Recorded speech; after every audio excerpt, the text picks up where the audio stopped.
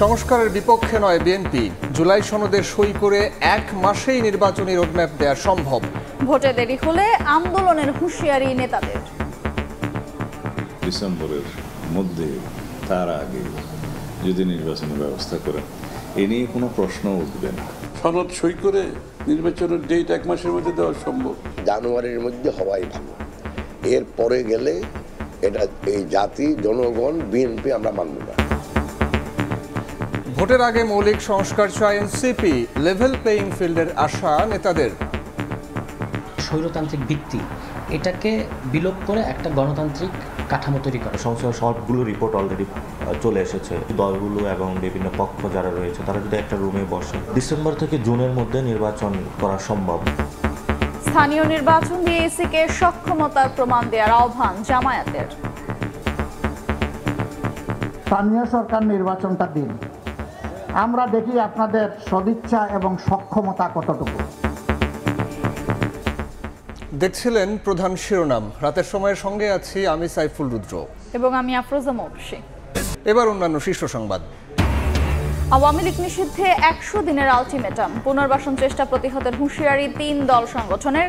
বিচার না করলে অন্তর্বর্তী সরকারকেই বইতে হবে রক্তের দায়। পোপ ফ্রান্সিসের অন্ত্যেষ্টিক্রিয়ায় যোগ দিতে রোমে পৌঁছেছেন প্রধান উপদেষ্টা। ভ্যাটিকান সিটিতে কাল শেষকৃত্য। শ্রদ্ধা জানাবেন ডক্টর ইউনূস সহ বিশ্ব নেতারা। পোশাকের মধ্যে লুকিয়ে অভিনব কায়দায় স্বর্ণ চোরাচালান। সিলেট ওসমানী বিমানবন্দরে দুবাই ফেরত যাত্রীর কাছে মিলল বিপুল পরিমাণ সোনা। ঢাকা বিমানবন্দরেও আটক এক। 2 ম্যাচ সাসপেন্ড করে 1 ম্যাচ করে আবার 2 ম্যাচ খেলতে দিয়ে আবার 1 ম্যাচ সাসপেন্ড করা, এটা একটা আসলে হাস্যকর ব্যাপার হয়ে যাচ্ছে। আম্পায়ার ইস্যুতে তাওহিদ হৃদয়কে আবারও সাজা দিয়ে হাস্যকর বললেন তামিম। 1 ম্যাচের নিষেধাজ্ঞা প্রত্যাহার, ফিক্সিং সন্দেহে ক্রিকেটারদের জনসম্মুখে হেয় করার প্রতিবাদ।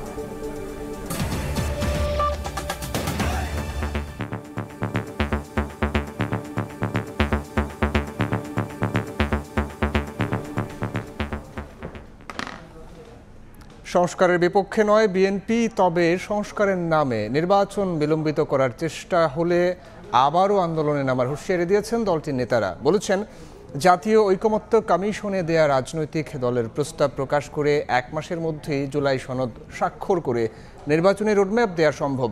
প্রধান উপদেষ্টা ডক্টর ইউনূসের প্রতি আস্থা রেখে বিএনপি নেতারা বলছেন, ডিসেম্বরের মধ্যে অন্তর্বর্তী সরকারের অধীনে নিরপেক্ষ ভোট হতে পারে।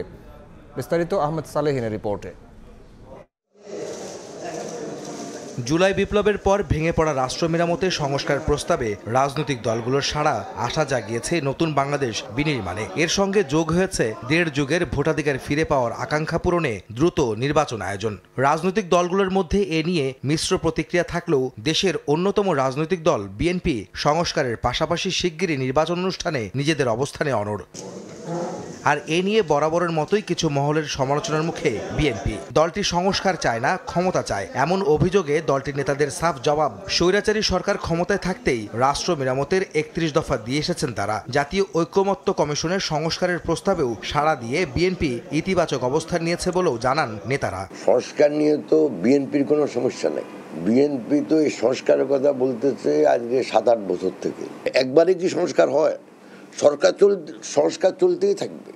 যে সরকারে আসুক সংস্কার করতে হবে, যেগুলি হাতে আছে এগুলি আবার নতুন নতুন সংস্কার। 7 বছর আগে থেকে বিএনপি সংস্কার, ভিশন 2030, তারপরে 27 দফা বিএনপির সংস্কার, তারপরে যুগপৎ সবাইকে নিয়ে 31 দফা। শেখ হাসিনা পালিয়ে যাওয়ার 2 বছর আগে, তখন সংস্কার বলে কোনো শব্দ এদের মুখে শুনি নেই। গণতন্ত্রকে ফিরিয়ে আনা, বাঁচিয়ে রাখা এবং গণতান্ত্রিক শাসন ব্যবস্থাকে সুদৃঢ় করার জন্য সমস্ত উদ্যোগ আমি মনে করি বিএনপির নেতৃত্বে হয়েছে। ঐকমত্য কমিশনের কাছে দেয়া সব রাজনৈতিক দলের সংস্কার প্রস্তাব প্রকাশ করে 1 মাসের মধ্যে জুলাই সনদে স্বাক্ষরের মাধ্যমে আগামীর নির্বাচনী রোডম্যাপ দেওয়া সম্ভব, এমন দাবি করে বিএনপি নেতারা বলছেন, নির্বাচন বিলম্বিত করার ভিন্ন কোনো উদ্দেশ্য থাকলে অতীতের মতো আবারও আন্দোলনে নামবেন তারা। যেখানে ঐকমত হয়েছে ওই সংস্কারগুলো 1 মাসের মধ্যে সমাধান করা সম্ভব। সনদ সই করে নির্বাচনের ডেট 1 মাসের মধ্যে দেওয়া সম্ভব। অবাধ, সুষ্ঠু, গ্রহণযোগ্য নির্বাচন এবং এটা জানুয়ারির মধ্যে হওয়াই ভালো। এর পরে গেলে এটা এই জাতি জনগণ বিএনপি আমরা মানব না। বিএনপি নেতারা বলেন, ডিসেম্বরের মধ্যে নির্বাচন হলে অন্তর্বর্তীকালীন সরকারের অধীনেই জাতীয় নির্বাচন নিরপেক্ষ হতে পারে। প্রফেসর মোহাম্মদ ইউনূস তিনি তার নিউট্রালিটি নিরপেক্ষতা বজায় রাখবেন, সেটা আমরা আশা করি।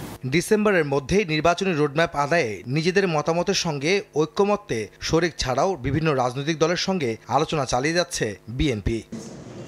আহমেদ সালেহীন, সময় সংবাদ, ঢাকা। নির্বাচন বিলম্বের পক্ষে নয় জাতীয় নাগরিক পার্টি এনসিপিও। অন্তর্বর্তী সরকারের বেঁধে দেয়া সময়ের মধ্যেই মৌলিক সংস্কার শেষ করে ভোট সম্ভব বলে মনে করেন নেতারা। এদিকে নির্বাচনী প্রচারণায় চমকের কথা উল্লেখ করে নেতারা বলছেন, পুরনো ব্যবস্থা থেকে বেরিয়ে নতুন রূপে গণসংযোগের পরিকল্পনা নেওয়া হচ্ছে। তাদের প্রত্যাশা, নির্বাচনে লেভেল প্লেইং ফিল্ড নিশ্চিতে সরকার এবং রাজনৈতিক দলগুলো আন্তরিক হবে। শাবাব ওয়াসের রিপোর্ট।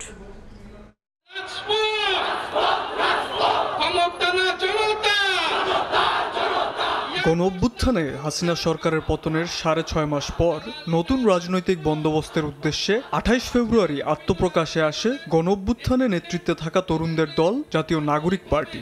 নির্বাচনের আগে মৌলিক সংস্কার ও আওয়ামী লীগের বিচারের দাবিতে অনড় দলটি। মৌলিক সংস্কার কথাটার মানে হচ্ছে আমাদের রাষ্ট্রের যে স্বৈরতান্ত্রিক ভিত্তি, এটাকে বিলোপ করে একটা গণতান্ত্রিক কাঠামো তৈরি করা। প্রধানমন্ত্রী যাতে স্বৈরতান্ত্রিক না হয়ে উঠতে পারে, সেজন্য যাতে দুইবারের পরে কেউ প্রধানমন্ত্রী না থাকে। সরকারের বেঁধে দেওয়া সময়ের মধ্যেই মৌলিক সংস্কার সম্পন্ন করে নির্বাচন সম্ভব বলে জানান এনসিপি নেতারা। সংস্কার সবগুলো রিপোর্ট অলরেডি চলে এসেছে। এটা যদি দলগুলো এবং বিভিন্ন পক্ষ যারা রয়েছে তারা যদি একটা রুমে বসে এবং 1 থেকে 2 মাস সময় নেয় এবং সবাই সাইনিং পেপারের মধ্যে দিয়ে একটা ঐক্যমতে পৌঁছায়, যে সময় নির্বাচন হোক আমরা সর্বোচ্চ ভালো রেজাল্ট করতে চাই। এবং পৃথিবীতে বিশেষত রিসেন্ট ইতিহাসে এরকম অনেকগুলো ঘটনা আছে, নতুন দল এসে এরকম একটা চমক সৃষ্টি করেছে। নির্বাচন অংশগ্রহণমূলক ও লেভেল প্লেইং ফিল্ড নিশ্চিত করতে নির্বাচন কমিশন ও রাজনৈতিক দলগুলির সদিচ্ছা প্রত্যাশা করে এনসিপি। ইলেকশন কমিশনের সাথে কথা বলেছিলাম, নির্বাচনের আচরণবিধিতে পরিবর্তন নিয়ে আসতে হবে এবং ক্যাম্পেইন যে বাজেট রয়েছে সেটাতেও পরিবর্তন নিয়ে আসতে হবে। ফাইন্যান্সিয়াল এগুলোতে পরিবর্তন আনার জন্য রাজনৈতিক দলগুলো তাদের মধ্যে কৃষ্টি কালচারগুলো পরিবর্তন করতে হবে। প্রয়োজনীয় সংস্কার না করে নির্বাচনে গেলে গণঅভ্যুত্থানের আকাঙ্ক্ষা ব্যর্থ হবে বলে মনে করেন এনসিপির এই শীর্ষ নেতা। শাবাব ওয়াসি, সময় সংবাদ, ঢাকা। স্থানীয় সরকার নির্বাচন দিয়ে ইসিকে সক্ষমতার প্রমাণ দেওয়ার আহ্বান জানালেন জামায়াতে ইসলামের আমির ডাক্তার শফিকুর রহমান। তিনি বলেন, নির্বাচনে বিশেষ কোনো দলকে সুবিধা দিলে জনগণ তা মেনে নেবে না। ময়মনসিংহ দলীয় কর্মী সম্মেলনে প্রধান অতিথির বক্তব্যে একথা বলেন তিনি।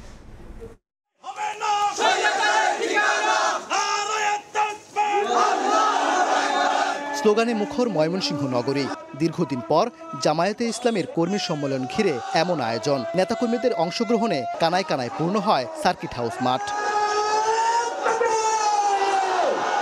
শুক্রবার দুপুরে সম্মেলনের প্রধান অতিথির বক্তব্য রাখেন দলটির আমির ডাক্তার শফিকুর রহমান। জনগণ সেবা না পেয়ে স্থানীয় সরকার ব্যবস্থা ভেঙে পড়ছে উল্লেখ করেন তিনি। ইসির সদিচ্ছা ও সক্ষমতা যাচাইয়ে দ্রুত স্থানীয় নির্বাচন দেওয়ার আহ্বান জানান তিনি। বলেন, বিশেষ কোনো দলকে সুবিধা দিলে মেনে নেবে না জনগণ। সেই নির্বাচনের আগে তারা জনগণ এখন সাফার করছে স্থানীয় সরকারের বিভিন্ন জায়গায় প্রতিনিধি না থাকার কারণে। স্থানীয় সরকার নির্বাচনটা দিন, আমরা দেখি আপনাদের সদিচ্ছা এবং সক্ষমতা কতটুকু। আবারও আনুপাতিক হারে নির্বাচনের দাবি জানিয়ে জামায়াতের আমির বলেন, জাতীয় সংসদের উচ্চকক্ষ ও নিম্নকক্ষের যে দাবি উঠেছে উভয় ক্ষেত্রেই এমন ব্যবস্থা চালু করা উচিত। মূল কর্তৃত্ব থাকবে নিম্নকক্ষের হাতে, সেইটা হবে বর্তমান পদ্ধতিতে। আর উচ্চকক্ষের প্রস্তাবনা করা হয়েছে পিআর সিস্টেমে। উচ্চকক্ষ যদি পিআর সিস্টেমে প্রয়োজন হয় তাই নয় কেন? নারী সংস্কার কমিশনের সুপারিশে কিছু জায়গায় কুরআন ও সুন্নাহর খেলাপ করা হয়েছে দাবি করে তা বাতিলের আহ্বান জানান জামায়াতের আমির। কোনো বিশেষ দল গোষ্ঠীকে সুবিধা দেওয়ার কোনো ধরনের সুপারিশ আমরা মানব না। ওবায়দুল হক, সময় সংবাদ, ময়মনসিংহ। 100 দিনের আলটিমেটাম দিয়ে গণহত্যার দৃশ্যমান বিচার ও আওয়ামী লীগ নিষিদ্ধ সহ 4 দফা দাবি জানিয়েছে ইনকিলাব মঞ্চ। বিকেলে শাহবাগে অনুষ্ঠিত সমাবেশে উপস্থিত হয়ে এনসিপি নেতা সার্জিস আলম বলেন, বিচার না করলে শহীদের রক্তের দায় বয়ে বেড়াতে হবে অন্তর্বর্তী সরকারকে। এদিন আওয়ামী লীগের বিচার ও রাজনৈতিক কার্যক্রম নিষিদ্ধকরণের দাবিতে বিক্ষোভ সমাবেশ ও মিছিল করেছে জাতীয় নাগরিক পার্টি ও গণ অধিকার পরিষদের নেতাকর্মীরাও। আমাদের যন্ত্রণা, আমাদের কষ্টটা, আমাদের আকুতি আদরের সন্তানের গুলিবিদ্ধ নিথর দেহ এখনো ঘুমাতে দেয় না জুলাই শহীদদের পরিবারকে। পেরিয়ে গেছে 8.5 মাস, প্রত্যাশিত অগ্রগতি নেই বিচার কাজে। এখনো নিষিদ্ধ করা হয়নি গণহত্যাকারী আওয়ামী লীগকে। হাসিনাকে যেন ফাঁসির কাঠগড়ায় আমরা দেখতে পাই। ইনকিলাব মঞ্চের শহীদি সমাবেশে কেবল জুলাই শহীদ নয়, এসেছেন পিলখানা আর শাপলা গণহত্যায় শহীদদের পরিবারও।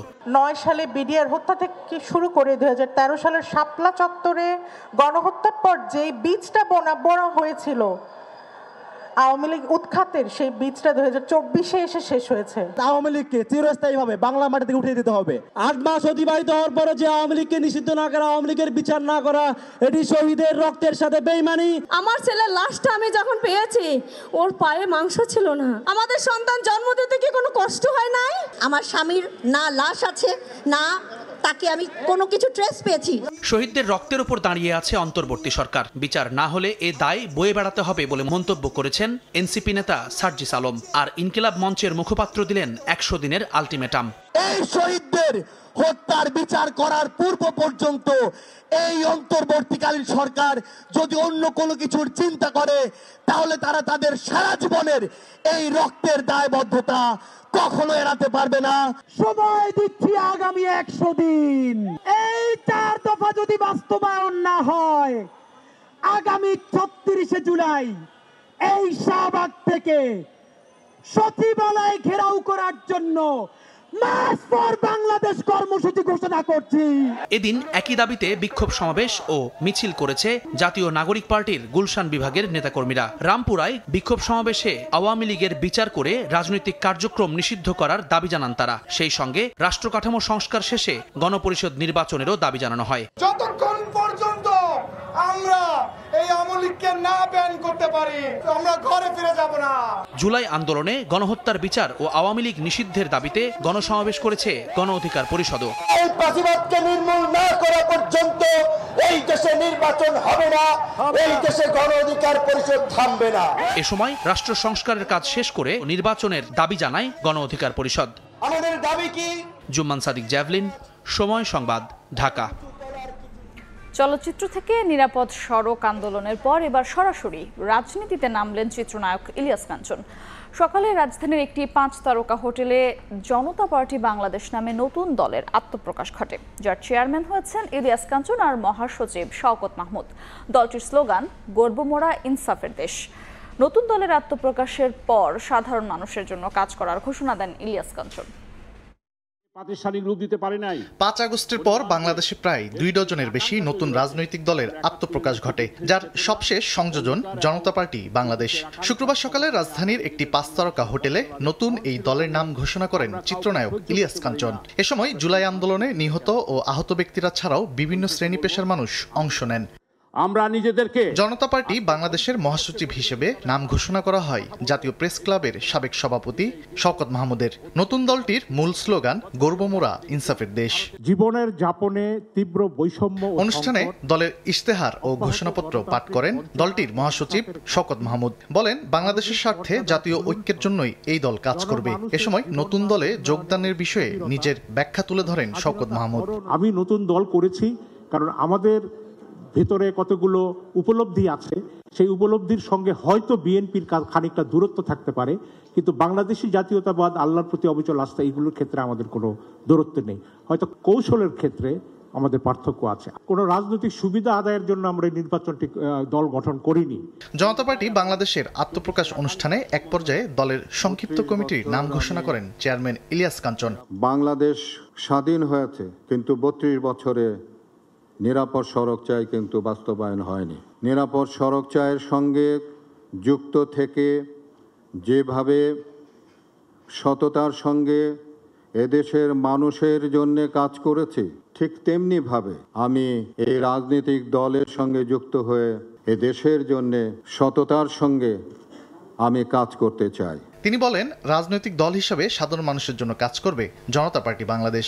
এর আগে বহু বছর ধরে নিরাপদ সড়ক আন্দোলনে যুক্ত ছিলেন ইলিয়াস কাঞ্চন। তানভীর হাসান মেঘ, সময় সংবাদ, ঢাকা। সরকারের নিরপেক্ষতা নিয়ে প্রশ্ন উঠলে আগামী জাতীয় সংসদ নির্বাচন নিয়েও প্রশ্ন উঠবে বলে মন্তব্য করেছেন বাংলাদেশের বিপ্লবী ওয়ার্কার্স পার্টির সাধারণ সম্পাদক সাইফুল হক। সকালে রাজধানীর ইঞ্জিনিয়ারিং ইনস্টিটিউশনে দলটির সাংগঠনিক সম্মেলনে তিনি বলেন, অনির্বাচিত সরকার দীর্ঘদিন থাকলে বহুমাত্রিক বিপদ হতে পারে। সরকারের সদিচ্ছা থাকলে আগামী ডিসেম্বরের মধ্যে নির্বাচন সম্ভব বলে মন্তব্য করেন তিনি। সাইফুল হক বলেন, কোনো পরাশক্তির কাছে বাংলাদেশ যাতে প্রত্যক্ষ বা পরোক্ষভাবে ঝুঁকে না পড়ে সেদিকেও লক্ষ্য রাখা জরুরি। আমরা বলেছি এটা এমনকি তাদের পক্ষে কথা বলবার অনির্বাচিত সরকার বর্তমান পরিস্থিতিতে দেশের যে বহুমাত্রিক সংকট কোনোভাবে সেটাকে সমাধান করতে পারবে না। সেজন্য আমরা বিচার চাই, আমরা সংস্কারের গতি ত্বরান্বিত করতে চাই, সংস্কার চাই। পাশাপাশি 16 বছর ধরে মানুষ যে নির্বাচনের জন্য অপেক্ষা করছে, সেই নির্বাচনের মধ্য দিয়ে একটা গণতান্ত্রিক সরকার হবে, দায়বদ্ধ সরকার হবে, এবং যে সরকার আমি মনে করি মানুষের পপুলার ম্যান্ডেট নিয়ে আমাদের জনগণের যে সকল সংকটে তারা উদ্যোগ গ্রহণ করবেন। রাতের সময় আর থাকছে। তুমুল উত্তেজনার মধ্যেই কাশ্মীর সীমান্তে ভারত পাকিস্তান সেনাদের গোলাগুলি। মোদির পানি চুক্তি বন্ধের ঘোষণা, ইসলামাবাদে বিক্ষোভ, দিল্লির পাশে ওয়াশিংটন। পোপ ফ্রান্সিসের অন্ত্যেষ্টিক্রিয়ায় যোগ দিতে ইতালির রোমে পৌঁছেছেন প্রধান উপদেষ্টা। স্থানীয় সময় 2:42 দেশটির বিমানবন্দরে অবতরণ করেন তিনি। কাল পোপ ফ্রান্সিসের শেষকৃত্যে যোগ দেবেন ডক্টর ইউনুস সহ 100টি দেশের রাষ্ট্র ও সরকার প্রধানরা। পোপ ফ্রান্সিসকোর শেষকৃত্য অনুষ্ঠানকে কেন্দ্র করে ভ্যাটিকান সিটি এখন জনসমুদ্রে পরিণত হয়েছে। সকাল থেকেই হাজার হাজার মানুষ ভ্যাটিকানের দিকে ছুটে আসতে দেখা যায়। এদিকে বাংলাদেশ সরকারের প্রধান উপদেষ্টা ডক্টর মোহাম্মদ ইউনূস স্থানীয় সময় বেলা 2:42 রাজধানী রোমে অবতরণ করেন এবং তিনি ইতিমধ্যেই ভ্যাটিকান সিটিতে এসে পোপের প্রতি শ্রদ্ধা নিবেদন করেছেন। এদিকে পোপ ফ্রান্সিসের শেষকৃত্য অনুষ্ঠানকে কেন্দ্র করে বিশ্বের বিভিন্ন দেশের রাষ্ট্র ও সরকার প্রধানরা ইতিমধ্যেই রাজধানী রোমে আসতে শুরু করেছেন। মার্কিন প্রেসিডেন্ট ডোনাল্ড ট্রাম্প এবং জাতিসংঘের মহাসচিব সহ বিভিন্ন দেশের রাষ্ট্র ও সরকার প্রধান এবং রাজপরিবারের সদস্যরা এখানে আসবেন। আগামীকাল সকাল 10টায় অনুষ্ঠিত হবে এখানে শেষকৃত্য অনুষ্ঠান শেষে তাকে সান্তা মারিয়া মাজ্জরের গির্জায় দাফন করা হবে। এটা ছিল তার শেষ ইচ্ছা। ধারণা করা হচ্ছে 2.5 থেকে 3 লাখ মানুষ উপস্থিত হবে এই সান্তা মারিয়া মাজ্জরের পাশাপাশি এই সেন্ট পিটার্স বাসিলিকার প্রাঙ্গণে। ইতালির রোম থেকে হাসান মাহমুদ, সময় সংবাদ। পোশাকের মধ্যে লুকিয়ে অভিনব কায়দায় স্বর্ণ চোরাচালান। সিলেট ওসমানী বিমানবন্দরে দুবাই ফেরত এক যাত্রীর কাছে মিলল বিপুল পরিমাণ স্বর্ণ। ওই যাত্রীকে আটক করেছে কাস্টমস ও গোয়েন্দা পুলিশ। তার দেয়া তথ্যে ঢাকায় শাহজালাল আন্তর্জাতিক বিমানবন্দর থেকে আরও এক চোরাকারবারিকে আটক করা হয়। সিলেটে ওসমানী আন্তর্জাতিক বিমানবন্দরে শুক্রবার সকালে অবতরণ করে দুবাই থেকে আসা ফ্লাইট BG-248। ফ্লাইটে অবৈধভাবে স্বর্ণ আনা হচ্ছে এমন তথ্যে চালানো হয় তল্লাশি। সন্দেহভাজন যাত্রী আলিমুদ্দিনকে নেওয়া হয় বডি স্ক্যানারে। সেখান থেকে জানা যায় অভিনব কায়দায় স্বর্ণের প্রলেপ দেয়া আছে আলিমুদ্দিনের পরিধেয় পোশাকেই। পরে পোশাক জব্দ করে আগুনে পুড়িয়ে আলাদা করা হয় স্বর্ণ। উদ্ধার হওয়া স্বর্ণের ওজন প্রায় 1 কেজি, আনুমানিক মূল্য 1 কোটি টাকা বলে জানিয়েছে কাস্টমস। ওরা বলছে ব্র্যান্ডের কাপড় হয়, এগুলা খুব দামি কাপড়। বলছে যে টিকিট দিছি আপনারে, আমরা সামান দিছি লইয়া যান। এত ভাবি নাই যে বলে এটার মধ্যে কি না কি জানি আছে। বিমান থেকে নিয়ে আসা হয়, নামাই নিয়ে এসে তার জামা কাপড় কিভাবে আমরা দেখলাম, আপনাদের সামনেই আমরা এটা পুরালাম। আপনারা দেখলেন যে আকরিক বেরিয়েছে, স্বর্ণের আকরিক। স্বর্ণকারের একটু দোকানে নিয়ে যাবো, একটা কমিটি গঠন করা হয়েছে। তারা টোটালি ওখান থেকে এখানে করা সম্ভব না বলে জানাইছে, আমরা সেখানে পাঠাচ্ছি। সেখান থেকে প্রকৃত পরিমাণ কতটুক সেটা আমরা জানতে পারবো। এই ঘটনায় অভিযুক্ত আলিমকে আটকের পাশাপাশি তার দেয়া তথ্য অনুযায়ী ঢাকায় শাহজালাল আন্তর্জাতিক বিমানবন্দরে একই ফ্লাইট থেকে আটক করা হয় চোরাকারবারি চক্রের আরও এক সদস্যকে। সাহাল আব্দুল্লাহ আলভি, সময় সংবাদ। রাতের সময় আরো থাকছে। 8 ঘন্টার তুমুল লড়াই শেষে জব্বারের বলি খেলায় এবারও বাঘা শরীফের বাজিমাত। 116তম আসরে রানার্স আপ রাশেদ। 3 দিনের বৈশাখী মেলা ঘিরে জমজমাট ঐতিহাসিক লালদিঘি। মশক নিধন ও বিশেষ পরিচ্ছন্নতা অভিযানের ঘোষণা দিয়ে ডেঙ্গু সচেতনতায় র্যালি করেছে ঢাকা দক্ষিণ সিটি কর্পোরেশন। তবে র্যালি শেষে মশক নিধনে উল্লেখযোগ্য কোনো তৎপরতা চোখে পড়েনি। এদিকে জুনের আগেই এডিসের প্রজনন স্থল ধ্বংসের প্রতিশ্রুতি দিয়েছেন ডিএসসিসি প্রশাসক।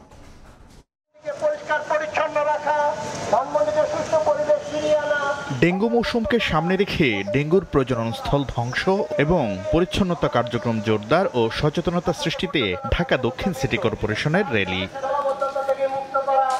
র্যালিতে সিটি কর্পোরেশনের পাশাপাশি অংশ নেন ধানমন্ডি সোসাইটি, স্থানীয় এলাকাবাসী ও রেড ক্রিসেন্ট সোসাইটির স্বেচ্ছাসেবকরা।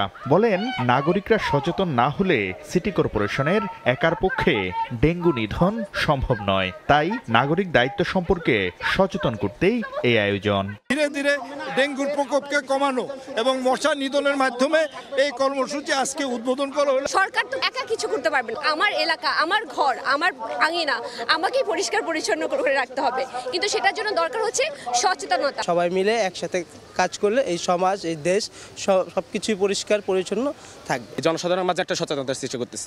বিশেষ অভিযানে 800 পরিচ্ছন্নতা ও মশক নিধন কর্মী বিভিন্ন জোনে ভাগ হয়ে কাজ করবেন। জুন মাসের আগেই নিয়মিত ও বিশেষ অভিযানের মাধ্যমে এডিসের প্রজননস্থল ধ্বংস করা হবে বলে জানান ঢাকা দক্ষিণ সিটি কর্পোরেশনের প্রশাসক শাহজাহান মিয়া। বৃষ্টি হলে পানি জমলে যেন মশা তার জন্মস্থান তৈরি করতে না পারে, এই কারণে আমরা এই বিশেষ করে জুনের বর্ষার মৌসুম আসার আগেই আমরা এই বিশেষ অভিযান শেষ করব, যাতে মশা বিস্তার না করতে পারে। একই অনুষ্ঠানে স্থানীয় সরকার সচিব জানান, সিটি কর্পোরেশনের ভবনগুলো এবারের অভিযানের আওতায় আনা হবে।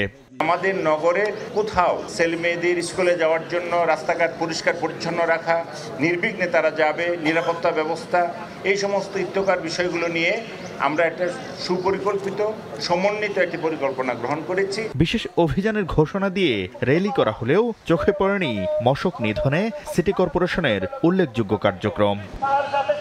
শাকির আহমেদ, সময় সংবাদ, ঢাকা। এবার বাণিজ্য সংবাদ।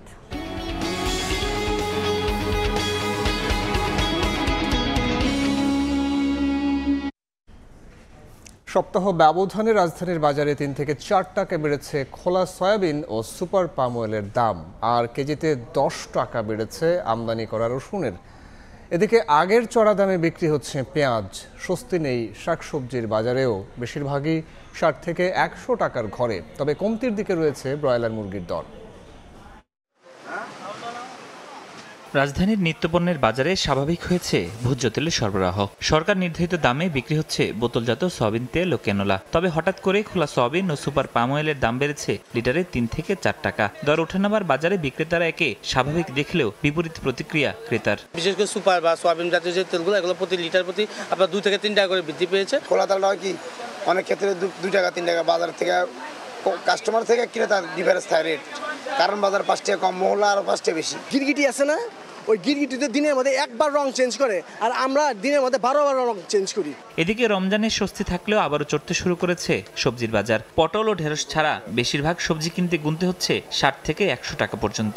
আমদানি করা রসুনের দাম বেড়েছে কেজিতে 8 থেকে 10 টাকা। তবে উচ্চমূল্যের বাজারে স্থির পেঁয়াজের দাম। গ্রামের বাড়িতে একটা লাউ 15 থেকে সর্বোচ্চ 15 টাকা বিক্রি হয়, পেঁপে সর্বোচ্চ 10 থেকে 15 টাকা বিক্রি হয়। সেটা এখন ঢাকাতে এসে আমাদের কিনতে হচ্ছে পেঁপে 60 টাকা, একটা লাউ 70 থেকে 80 টাকা। বর্তমানে একটা লাউ 60 থেকে 70 টাকা পিস, পেঁপে 60 থেকে 70 টাকা কেজি। 50 বা 50-এর ভিতরে 2টা আইটেম আছে। আড়তে যাবেন, এখানে যে দামটা হয়, এখানে তার কাঁচা বাজার পার কেজিতে 30-40 টাকা বেশি। এত ডিস্টেন্স কেন? মন্দের ভালো এক ব্রয়লার মুরগি সপ্তাহ ব্যবধানে 5 টাকা কমে রাজধানীর কারওয়ান বাজারে বিক্রি হচ্ছে 160 থেকে 165 টাকা কেজিতে। মুরগির দাম কমে আছে, কিন্তু এখন পাবলিকের লগে বার্গেনিং করা লাগে না। যে দাম আছে এই দাম হলে মনে করেন মানুষ খাইয়া শান্তি পাইতেছে। মুরগির জন্য একটু শান্তি পাচ্ছে, আসলে একটু দাম কম। ব্রয়লারের স্বস্তি মিললেও ক্রেতার অভিযোগ চড়া মাছের বাজার। ফরহাদুর রহমান, সময় সংবাদ, ঢাকা। বেসিক ব্যাংকের ঋণ জালিয়াতির একই ঘটনায় কেউ হয়েছেন আসামি, আবার কাউকে করা হয়েছে সাক্ষী। এমনকি যেসব কর্মকর্তা ঋণ দিতে চাননি তারাও আছেন আসামির তালিকায়। এমন সব পর্যালোচনা তুলে ধরে 2015 সালে রাজধানীর পল্টন থানায় করা একটি মামলা আবার তদন্তের জন্য দুদকে ফেরত পাঠিয়েছেন ঢাকার বিশেষ জজ আদালত। আইনজীবীরা বলছেন, মন গড়া চার্জশিটের কারণে কঠিন হয়ে পড়বে ন্যায় বিচার নিশ্চিত করা। আর দুদক সংস্কার কমিশন প্রধান বলছেন, উদ্দেশ্যমূলকভাবে মামলা দুর্বল করার দায়ে দুদকের কার্যক্রমেরই তদন্ত করা উচিত। বেসিক ব্যাংক, এই ব্যাংকের কয়েক হাজার কোটি টাকা ঋণ জালিয়াতির ঘটনায় ঢাকা ও চট্টগ্রামে মামলা হয়েছে 50টির বেশি। তারই একটি হয় 2015 সালে পল্টন থানায়। 7 বছরের তদন্ত শেষে 2022 সালে চার্জশিট দেয় দুদক। এরপর আনুষঙ্গিক নথি পর্যালোচনা করে গেল 3 ফেব্রুয়ারি আরও তদন্তের জন্য তা ফের দুদকে পাঠিয়ে দেন ঢাকার বিশেষ জজ আদালত 1, যেখানে অসঙ্গতি হিসেবে তুলে ধরা হয়েছে বোর্ড সভায় সর্বসম্মতিক্রমে ঋণ প্রস্তাব অনুমোদন করা হলেও চার্জশিটে শুধু চেয়ারম্যান ও ব্যবস্থাপনা পরিচালক সহ 2-3 জনকে আসামি করা হয়েছে। বোর্ডের বাইরে যেসব কর্মকর্তা ঋণ দিতে চাননি তাদেরও আসামি করা হয়েছে। মানা হয়নি basic bank credit policy guideline. একই অভিযোগে কাউকে করা হয়েছে আসামি, আবার কেউ হয়েছেন সাক্ষী। সেম কাজ করে পরিচালনা পরিষদের সবাই যদি সাক্ষী হয় তাহলে চেয়ারম্যানও সাক্ষী হবে। এখানে ওনাকে সাক্ষী না করে ওনারা আসামি করছে। সুপ্রিম কোর্টের এই আইনজীবীর মতে মন গড়া চার্জশিট মামলাকে শুধু দুর্বলই করেনি, প্রশ্নের মুখে ফেলেছে দুদকের সক্ষমতাকে। এই ইনভেস্টিগেশন এতদিনও বা কেন লাগবে?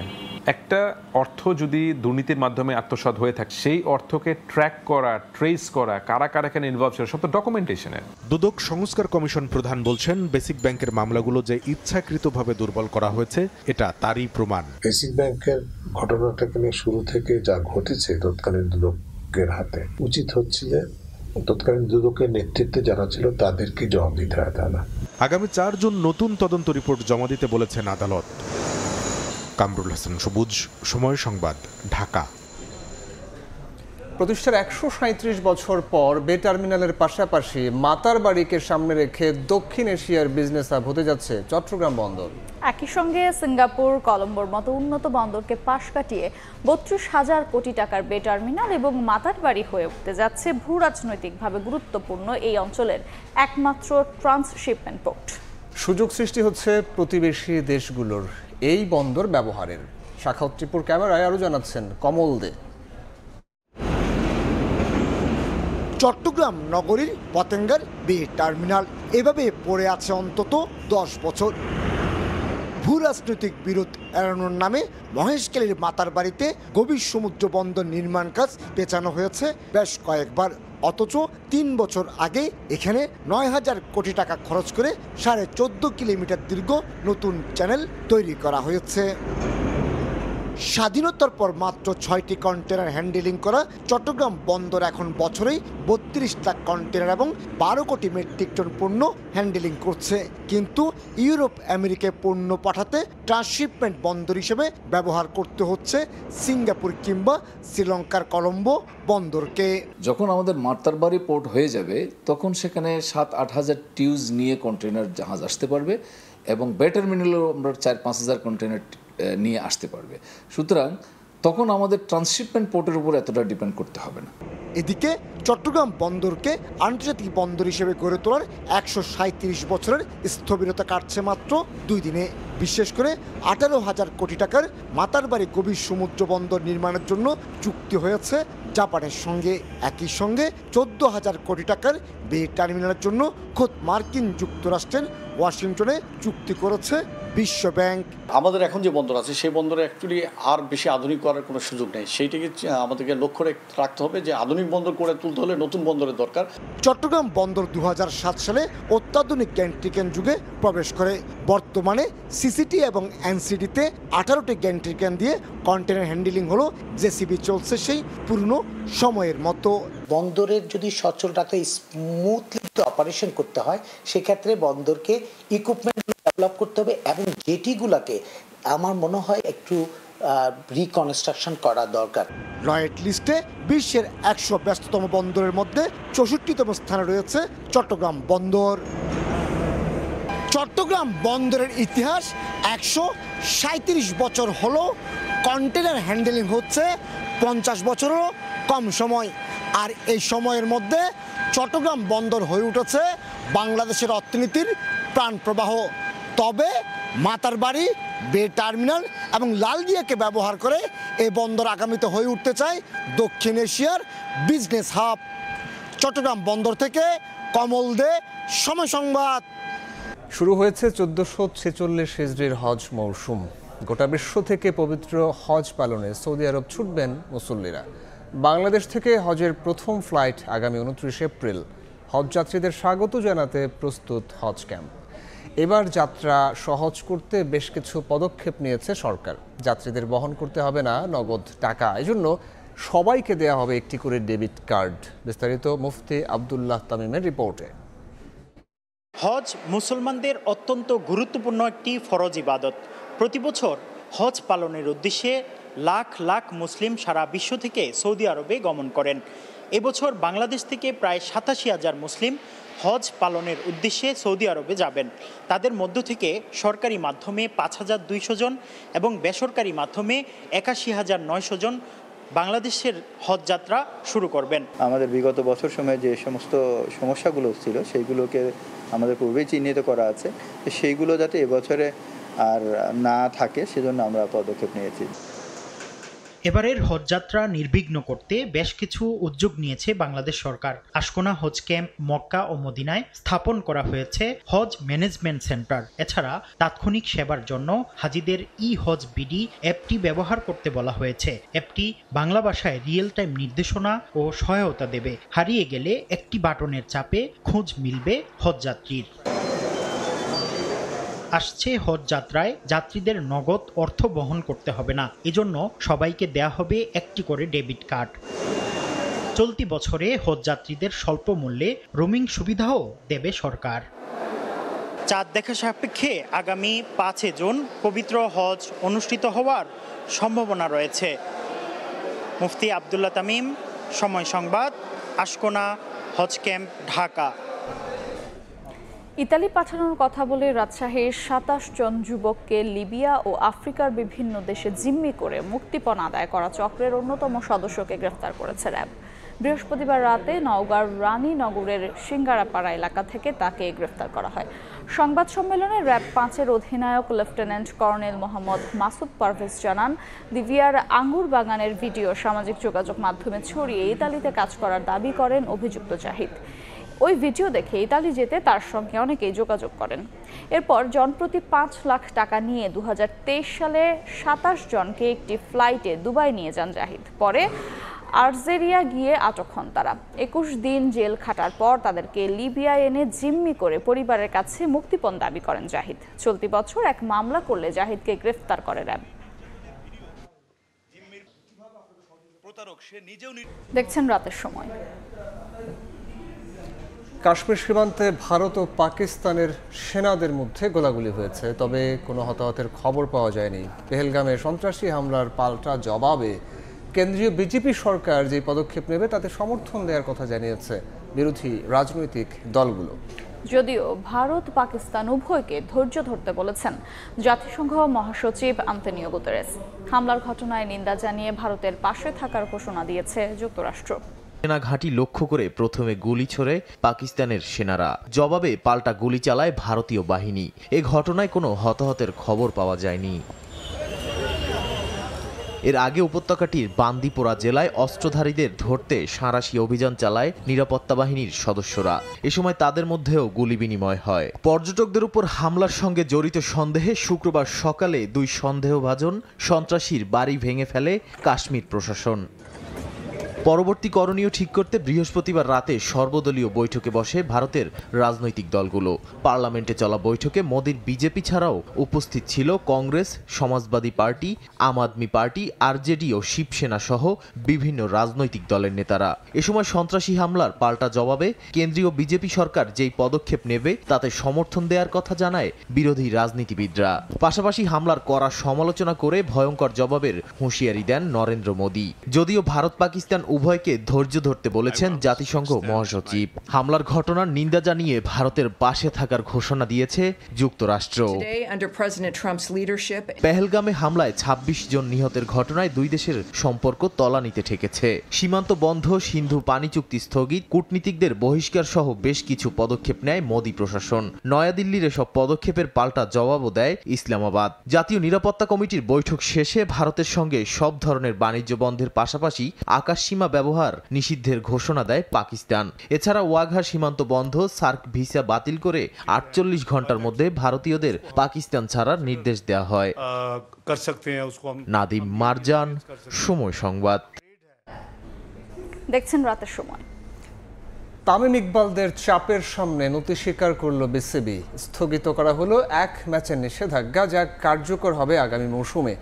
এর আগে মিরপুরে দিনভর ছিল উৎকণ্ঠা। তামিমের নেতৃত্বে দফায় দফায় মিটিং করেন ক্রিকেটাররা। হৃদয়কে শাস্তি দেওয়ার পুরো প্রক্রিয়াকে হাস্যকর বলেন তামিম ইকবাল। ফিক্সিং সন্দেহে ক্রিকেটারদের জনসম্মুখে হেয় করারও প্রতিবাদ করেন তিনি। বিস্মিত বিসিবির অন্দরমহলের খবর গণমাধ্যমে আসায়। মিরপুরে দিনভর নাটক, 22 গজে নেই ধারাবাহিকতা। তবে ক্রিকেট বোর্ডের সংকটগুলো ধারাবাহিক। প্রতিদিনই নিত্য নতুন সমস্যা, উত্তপ্ত পরিস্থিতি। শুক্রবার সকালটা শঙ্কার, যেন 2019 সালের বিদ্রোহের আবহ। তামিমের নেতৃত্বে নানা ইস্যুতে এক ছাতার নিচে ক্রিকেটাররা। একাডেমি ভবনে চলে দফায় দফায় বৈঠক। বিদ্রোহের ঝাঁজ টের পান বিসিবির বড় কর্তারা। দুপুর নাগাদ বোর্ডে ছুটে এলেন সভাপতি ফারুক আহমেদ, সঙ্গে একাধিক পরিচালক। এরপর ক্রিকেটারদের সঙ্গেও হয় দীর্ঘ আলোচনা। সন্ধ্যা নাগাদ শেষ হয় সভা। নানা ইস্যুতে ক্রিকেটাররা ক্ষোভ দেন উপড়ে। তাওহিদ হৃদয়কে নিষিদ্ধ করা, পরে রাতারাতি বাইলজ পরিবর্তন করে তা উঠিয়ে নিয়ে আবারও নিষেধাজ্ঞা বলবৎ রাখা, সবকিছু নিয়ে প্রশ্ন তুলেছেন তামিম ইকবাল। মোহামেডান থেকে প্রেশার দিয়ে খেলানো হয়েছে কি হয় নাই এ কথাটা ইম্পর্টেন্ট না। তাকে কি বিসিবি খেলতে অ্যালাউ করেছিল? ইফ বিসিবি অ্যালাউড, তার মানে he has served his punishment. প্রথম 2 ম্যাচ যদি সাসপেন্ড হয়ে যেত ফাইন, বাট 2 ম্যাচ সাসপেন্ড করে 1 ম্যাচ করে আবার 2 ম্যাচ খেলতে দিয়ে আবার 1 ম্যাচ সাসপেন্ড করা, এটা একটা আসলে হাস্যকর ব্যাপার হয়ে যাচ্ছে। প্রশ্ন আছে আরও, সেটা আকসুর তদন্তের ধরন। ডিপিএলে গুলশান শাইনপুকুর ম্যাচে রহস্যময় আউটের পর ফিক্সিং এর গন্ধ, কিন্তু গণমাধ্যমের সামনে তার ডেমো নিয়ে ক্ষুব্ধ তামিম। যদি ওখানে কোনো ধরনের কোনো কারাপশন হয়ে থাকে বা কোনো প্লেয়ার কোনো রং ডুইংসে থাকে, আমরা সবাই চাই এটার শাস্তি হোক। ওয়ার্ল্ডে কোনো অ্যান্টি কারাপশন বা কোনো জায়গায় এই নিয়ম নাই আপনি ওই 2টা ছেলেকে বেজ্জত করবেন মিডিয়ার সামনে, সেম জিনিসটা অ্যাক্টিং করায়। ঘরের কথা পরে জানার মতো বিসিবির অন্দরমহলের খবর প্রায়শই চাউর হয় গণমাধ্যমে। বিপিএল এর ফিক্সিং এ তদন্তের আগে 10 ক্রিকেটারের নাম আসা নিয়েও কথা বলেছেন খান সাহেব। 10 জনের নাম লিক হয়েছে বিসিবির ভিতর থেকে, 10 জনের ছবি দিছে বিভিন্ন মিডিয়াতে। হোয়াট ইফ ওখান থেকে 2 জন নির্দোষ বা 8 জন নির্দোষ, এভাবে করে নামগুলা লিক করে দেওয়া publicly, it is again insult towards cricketers. পরে ক্রিকেটারদের জেরার মুখে তাওহিদ হৃদয় নিষেধাজ্ঞা সাময়িক স্থগিত করে বিসিবি। চলতি মৌসুমে খেলবেন বাকি 2 ম্যাচই। পরের বছর ডিপিএলে 1 ম্যাচ নিষিদ্ধ হবেন হৃদয়, দিতে হবে জরিমানাও। মাহবুব রিমন, সময় সংবাদ, ঢাকা। চট্টগ্রামের ঐতিহ্যবাহী জব্বারের বলি খেলায় রাশেদ বলিকে হারিয়ে এবারও চ্যাম্পিয়ন হয়েছেন কুমিল্লার বাঘা শরীফ। দুজনের মধ্যে চলে 30 মিনিটের তুমুল যুদ্ধ। বলি খেলাকে ঘিরে লালদিঘির ময়দান এলাকায় বসেছে বৈশাখী মেলা। অনেক বিশ্বাসের ক্যামেরায় আরও জানাচ্ছেন শফিকুল আলম।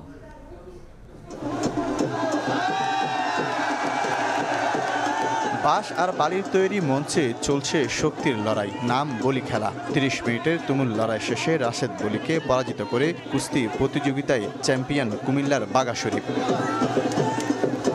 ঘোষণার পর হাত উঁচিয়ে শক্তির জানান দেন চ্যাম্পিয়ন, তবে পরাজয় মানতে রাজি নন রানার্স আপ রাশেদ। পরে চ্যাম্পিয়নের হাতে ট্রফি তুলে দেন city mayor doctor Shahadat Hossain. বলেন, চট্টগ্রামের প্রাণ, 100 বছরের ঐতিহ্যবাহী বলি খেলা। এটা চট্টগ্রামের ঐতিহ্যবাহী একটা ট্র্যাডিশন, হেরিটেজ।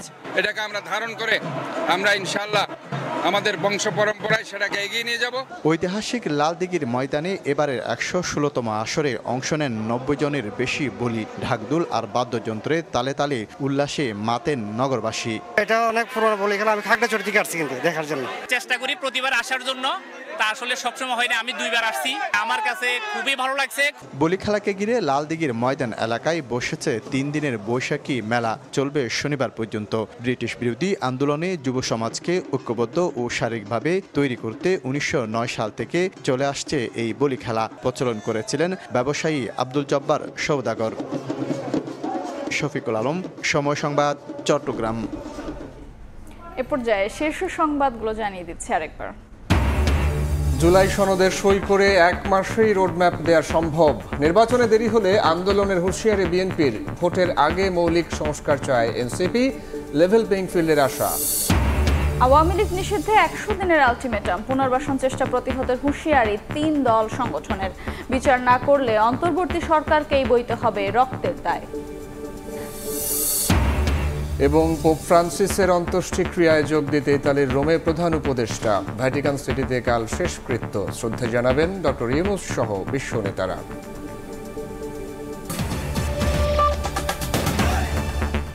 এ ছিল রাতের সময়। সঙ্গে থাকুন সময়।